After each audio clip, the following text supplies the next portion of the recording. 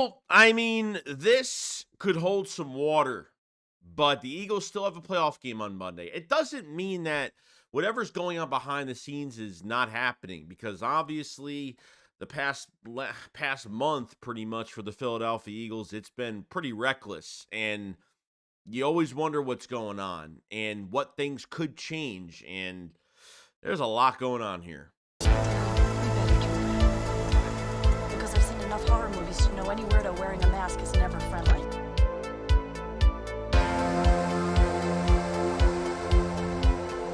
Yo, what is going on, guys? I hope everyone's having a fantastic day today. So I'm excited to have some Eagles football. Do these playoffs feel different? Sure, they do. It doesn't feel like the same playoff game that we would be going into. Not saying not exciting. I think it is. I think with all the drama around this team, I think it's more exciting. Because most teams that have this much drama and have a record the way they do, you wouldn't expect this much drama around a team to even have a playoff game. Most teams that play like this and how they represent themselves the last month of the season, you wouldn't even be in this position at all. So maybe for some fans it is different, but I think, going down the line, you have to look at possibilities if the Eagles do lose this game on Monday night. And I'm not one of those guys that's wishing and wishing that they lose. I want this team. I don't care how much crap is going on behind the scenes. I don't care how bad I don't care how bad anything is. I want them to win. Simple as that. Okay? I'm not going to be one of those fans that's going to be like, well, I want them to lose so they make changes really fast. That's like, I'm not into that. I don't care. And I'm going to ride or die regardless of how I feel. Even if I go into this playoff game and say, hey, I think they're going to lose this game, but I'm still going to want them to win so badly. And that's where I am right now as an Eagle fan. And I respect anybody's decision of how they feel going into this game and if they want the Eagles to win or lose. But obviously, there's some things that hold water just a little bit when it comes to if the Eagles do lose, if everything falls apart, if nothing is promised. And I'm sorry, but the last 5, 6 weeks, it's hard for me to say that there's any promise going into this playoff game. I'm not worried about the Tampa Bay Buccaneers, okay? I'm worried about us as a team, as how we play, because I know that we are better at the end of the day, okay? So if we're going to find out, we are going to find out in this game, okay? I want to see if the Tampa Bay Bucks put a touchdown on us quick. Just say they win the coin toss, they want to get the ball first, they score on us. I want to see how the defense or the offense does respond because I feel like they just give up. Last 5, 6 weeks, I feel like they just have no resilience. They have just went through the motions. When bad things happen, they just give up in the game. Um, that's how it's been the last 5, 6 weeks. That's how it's been. But you can't ignore that. But a replacement for Nick Sirianni, if that's even the case, and I think there's a lot of news coming out that it really depends on what happens Monday night. If Jeffrey Lurie has been very active this week, is going to be more involved in football operations, then you're going to have an owner right now that's going to say, okay, well, how does this locker room really feel about Nick? Has Nick lost this locker room at this point? And if they do, if I think the Eagles are only holding on right now, I think the players are only holding on and not saying much is because they had a playoff game. Because I think if they didn't have a playoff game, I think all shit would break loose at this point, and it would be TMZ of the Philadelphia Eagles. It would just this is what it would be. Even though I still feel like regardless of what happens, it's still going to be a crazy offseason with a lot of drama and a lot of news. There's some things that do hold water here. Now, there was a report that came out from Pro Football Talk. I said, you got to take everything with a grain of salt, but a lot of things are really starting to connect a little bit. Okay, it says there's a sense in some league sources that Nick Sirianni's job could be in trouble if the Eagles lose Monday night against the Buccaneers. It says the key to a head coaching change could be the availability of former Patriots head coach Bill Belichick. And I heard that this might be like a head coach swap, which I think, like I said, what's connecting Bill Belichick to the Eagles, which I don't get it. I know the Cowboys might have interest, because if the Cowboys have an early exit in the playoffs, or later on, whenever the case may be, in the second round or something like that. Mike McCarthy could be fired. So I don't know. There's a lot of rumors going around. What's making this really interesting, where I think, well, Bill is going to fight back, and Bill, Howie Roseman's not going to listen to Bill Belichick. But at the same time, it's like, January 8th, we got a report, and I said this in multiple videos, that if Bill stayed with the Patriots or he moved on elsewhere, he would cede personnel control. So he wouldn't have any personnel control at all. Okay. And that's right up Howie Roseman's alley. Just get a head coach that doesn't have any control over the roster, barely, and other decisions, and easy to control and easy in general. I think this would connect heavily into the Eagles' decision, even though I feel like maybe Howie Roseman has interest to put on another head coach, but the philosophy has to change. And when we hire, they have to change in how we run things, how we draft, how we even make. I mean, Howie Roseman makes he makes the decision on the last three the three players, the last of the personnel during the offseason when it comes to training camp. The final roster, like Howie Roseman has control of those three roster spots.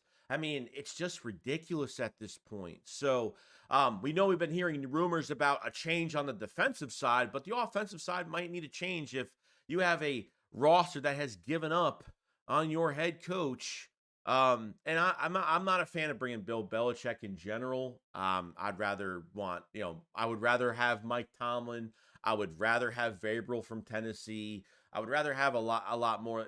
Belichick is just getting old at this point, and they need a future coach that's going to be here for a while, and somebody that's going to take control of this roster. And this is all up to Howie Roseman at the end of the day. It's all up to him on how things are going. I mean, even Colin Cowherd. I mean, Colin has been, in supportive of the Eagles this year and what they're doing, and we'll be very truthful about them. And he even says Philadelphia is the place, but nobody is discussing with Belichick because it's not open, but I think it's a real possibility. I feel like there's some news going around the league that Nick could be on the outs and Belichick could have had some type of, not saying, I wouldn't say any type of talk with the Eagles, because I think that would be illegal at this point. I think that would be the legal tampering thing that's going on.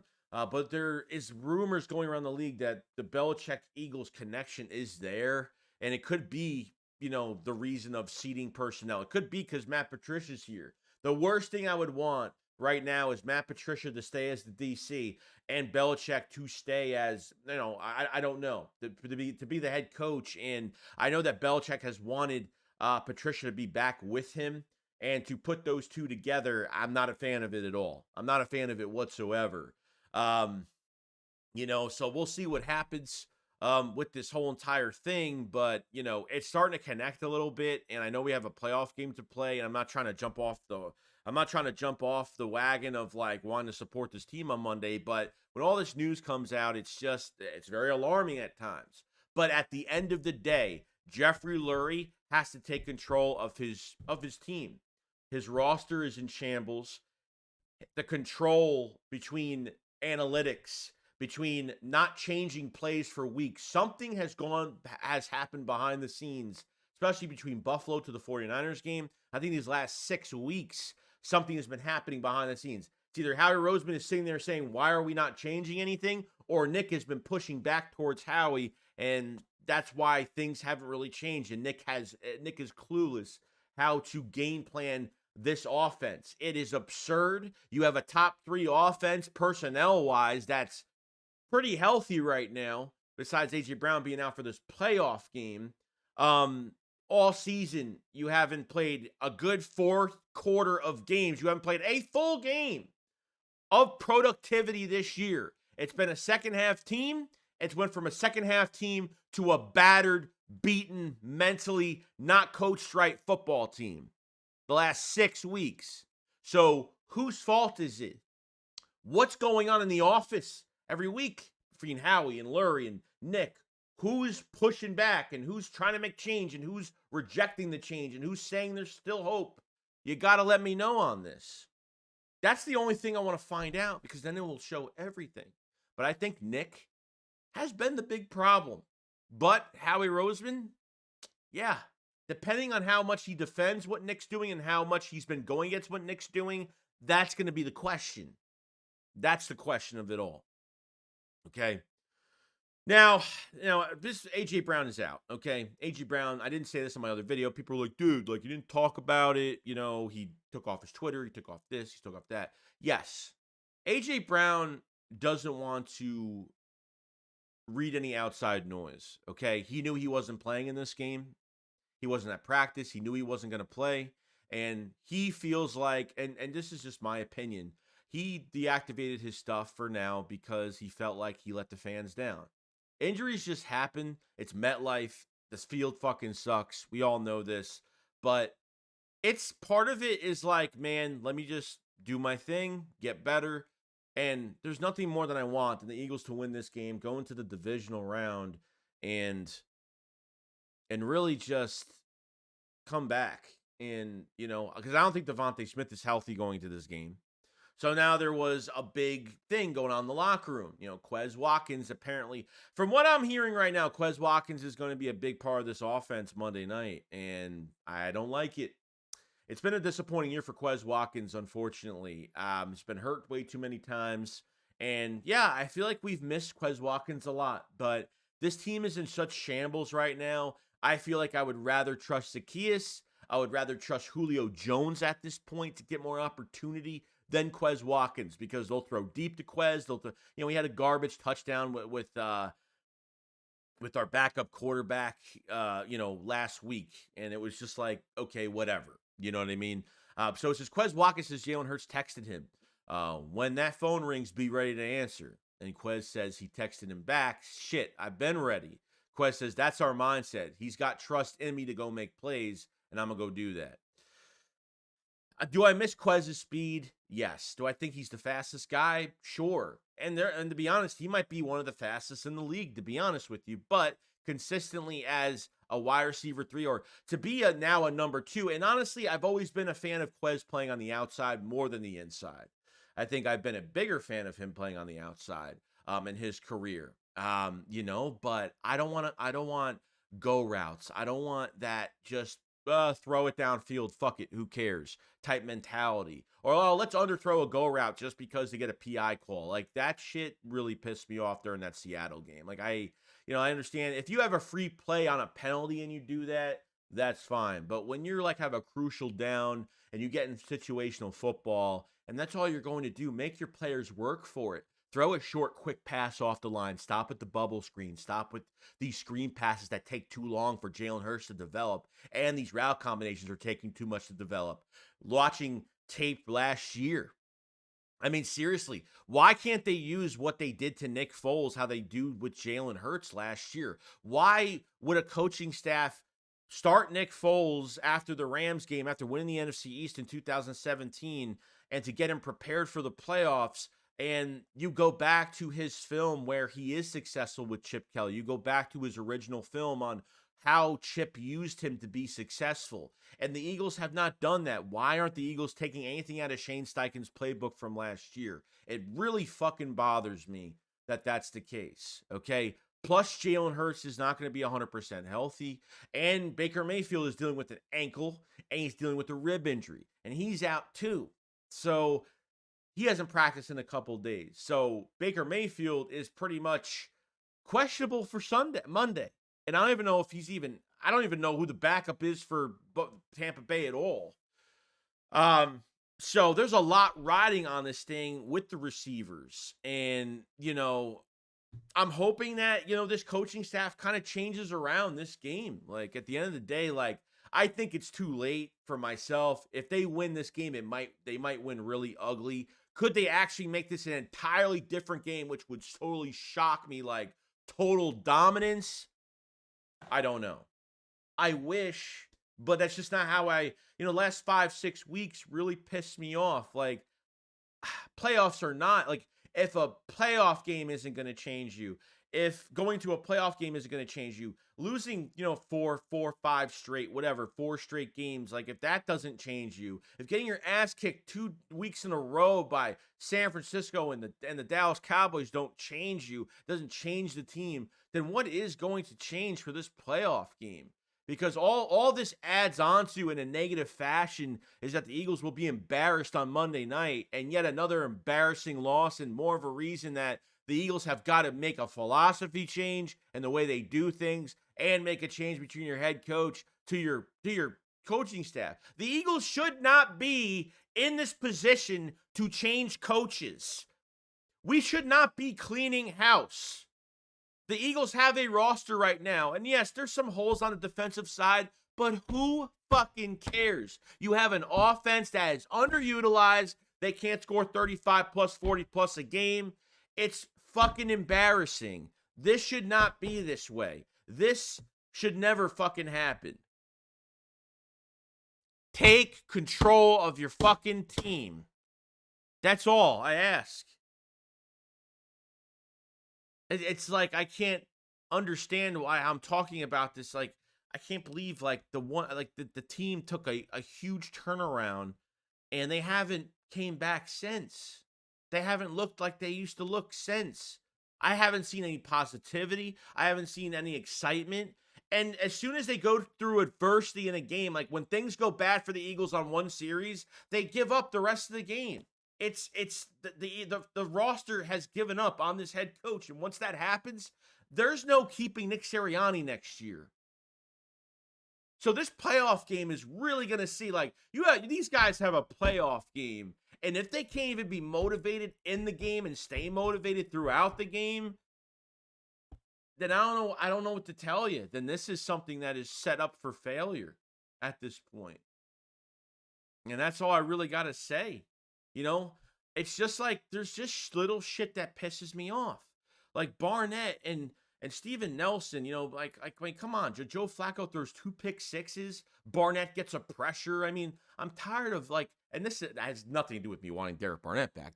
This has nothing to want Derek Barnett back at all whatsoever, okay? Not at all. Okay, this is just like, I'm tired of this shit too, where players leave this team and become productive. Derek Barnett left this team, went to Houston, obviously wanted to trade before the offseason, didn't do shit because our defensive line can't get a pass rush. We can't hit home with our pass rush. Jordan Davis is overweight, getting fined every day. Everything's a complete fucking mess right now. And Derek Barnett leaves this team. He goes from having no sacks to 2.5 sacks for the year and 15 tackles for a few weeks.